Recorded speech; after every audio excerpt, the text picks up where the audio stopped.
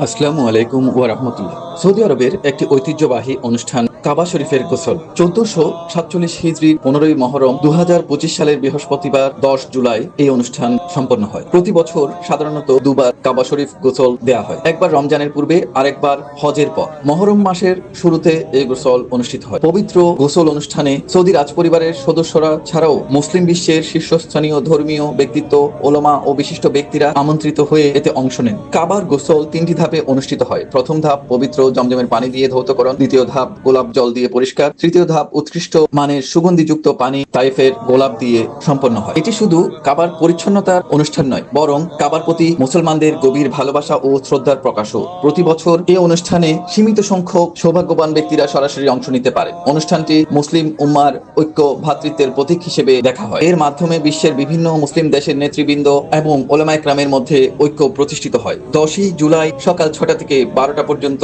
কাবায় তাওয়াফ সীমিত রাখা হয়। এ সময় কাবা চত্বর এবং কাবার আশেপাশে বিশেষ নিরাপত্তা ব্যবস্থা কার্যকর হয়। আল্লাহ আমাদেরকে পবিত্র কাবার তাওয়াফ, পবিত্র কাবার সান্নিধ্য দান করুন, আমিন।